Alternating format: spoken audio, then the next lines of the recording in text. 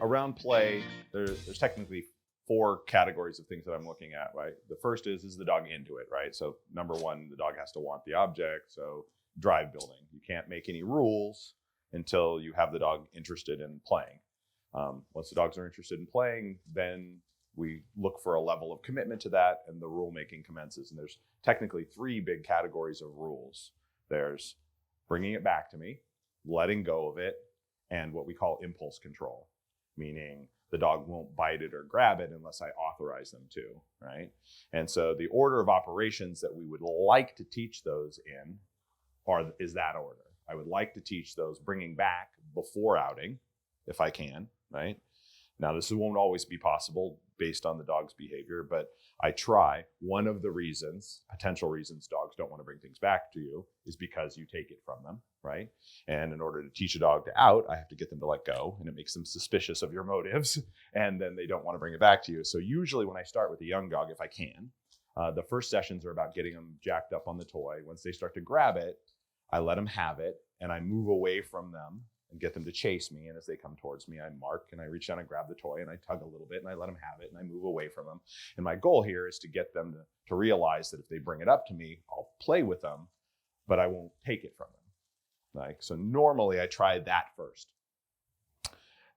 Outing, letting go of objects, has to happen. Well, ideally happens at a certain stage developmentally. So if I feel that the dog is very intense about their play and they have lots of possession, it's hard. And possession can be learned and possession can be genetic, right? There are dogs that really just like to have their stuff and like to carry it around and be much less likely to want to bring it back to you. And there's a genetic trait. And a lot of working line German Shepherds are notoriously into their objects, right?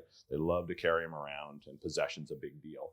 And in the disciplines that they've been selected to do, Schutz and IGP, that discipline, they use possession a lot to reinforce dogs. Anybody that's watched IGP bite work, they're slipping a sleeve to the dog's carrying it and holding on to it. So dogs that have lots of natural possession, that enjoy having the object, do relatively well in that training system. So it's not uncommon that young German Shepherds are happy to have their object, but not so happy to bring it back to you. They're what we call kind of prey possessive, is a common thing. And so if I feel the intensity of the dog's play and the intensity of the commitment to the object is very high, and we're going along and I'm working on trying to get them to bring it back to me, and they won't, or it's not going perfectly, then I will teach the out, because I don't want to defer the teaching of outing too long either, right? Outing an object, one of the things is it tends to go very smoothly with little conflict if I introduce it at the right stage developmentally. If I overbuild the dog and wait too long to teach it, it gets harder, and I'm more likely to have to use aversives to finish that process. And if I do it too early, it can be a little bit of an inhibition on the dog's desire to play. They don't play with the same energy, and they may lose interest in that. So there's kind of a sweet spot for teaching the out. So if I feel like I'm missing that opportunity, then I'll go ahead and teach the out while I continue to work on having them bring it back, right? The final piece of the puzzle, and I'm going to come back around to bringing it back, is impulse control. And that's the last one I teach, right? Because it's the most inhibiting. And a lot of people teach this one first, right? They come out with a toy and they bring it out. And of course, the young dog sees the toy and wants it and starts jumping at it. And they're like, no, don't grab it until I say. Don't grab it until I say. Okay, you can grab it, right? And then at that point, the dog's not grabbing it with energy, right? So normally with young dogs, I save the impulse control portion until after they're bringing it back and letting go, right? And then the impulse control sort of starts after an out. Now my dog's outing, getting it back, outing, getting it back, outing, getting it back. Now outing, I make them wait. They try to bite it. No, you can't bite it. They wait till I tell them to bite it. Then I'll move it a little bit. And if they try to bite it without my authorization, no, you can't bite it. And we build on that, right? Till eventually I can take a toy out. I can hold it in front of their face. I can move it. And they wait for me to tell them to bite it. But that's the one that has the most general inhibition. So I try to leave that one off. And again, this is always going to be adjusted to the dog in front of you. I have an extreme intense dog, and I'll be stricter about those rules sooner. I have a more sensitive dog with a little less commitment. I'll be a little looser and freer and let them make more mistakes and encourage them to be pushier, right? We're trying to strike that balance. We had some discussions at the end of the day yesterday about balance and kind of how much you can ask for control and rules on a young dog versus allow them to be wild and free and build them up. And so there's a sweet spot. The general idea that I like is to try to get the dog to bring a single object back to play with me with that one object. But that's not always easy for some dogs. Some dogs are very difficult.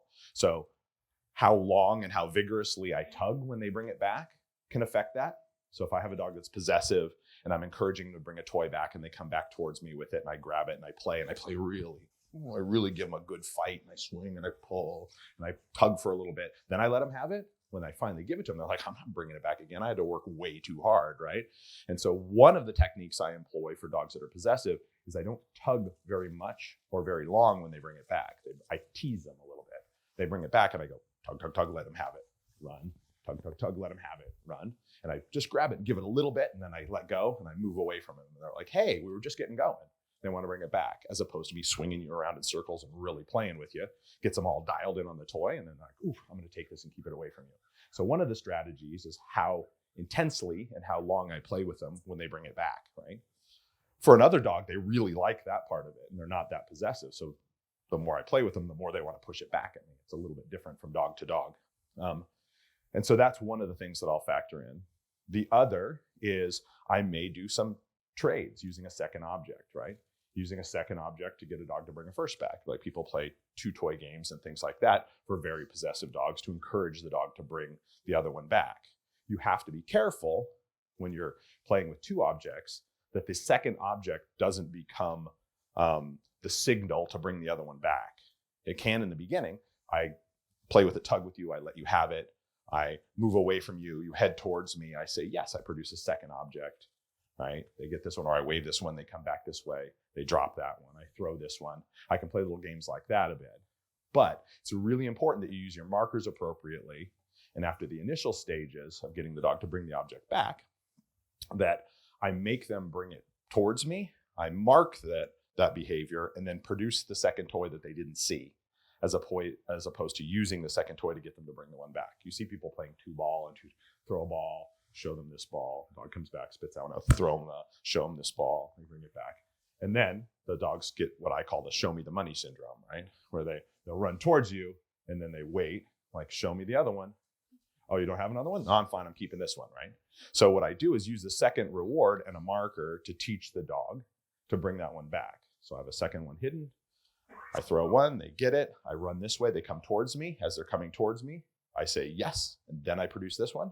And then I shape that into having them bring it closer and closer and closer until they bring it right up here. And I say yes and produce the other one.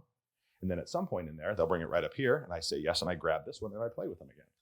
And I get them like, oh, and I can transfer that into one toy play at that point. And I can teach them to do that.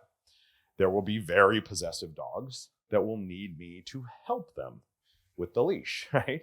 And so post leash pressure, I will also use the leash to encourage dogs back. So dogs that are very possessive, I've done my leash pressure work.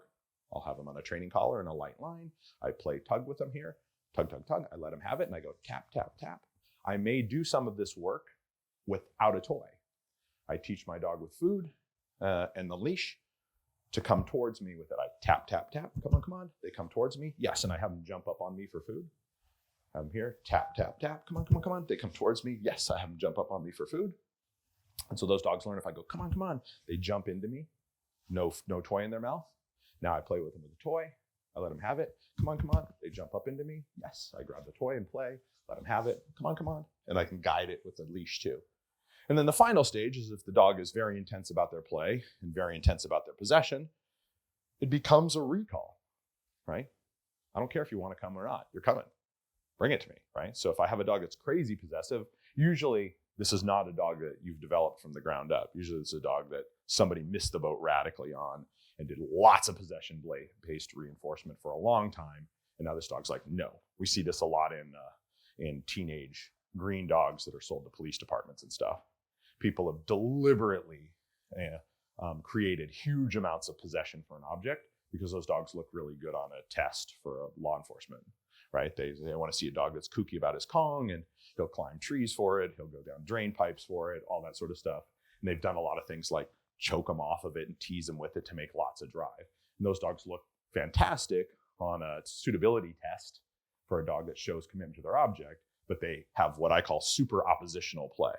What we're looking for in our dogs, hopefully, is what I call cooperative play, where we kind of build that from the ground up. And so if I've missed the boat, some of those dogs, I need to force them back. And it just becomes a part of the recall work. I show them a recall. I show them a recall with line and e-collar if necessary. And then finally, while they have an object in their mouth, I make them come to me, and then I play with them, and I make them come to me, and I play with them. And those dogs have enough drive to support that. And once they realize bringing it back is fun too, then I can dispense with some of the pressure and they come back nicely. You don't need it the same way. So there's a lot of different ways you can get that. But the key ones are like that. I start out encouraging you to play. Some dogs, I'll use a leash in the early stages, not to make them come back to me, but to block them from running off with it.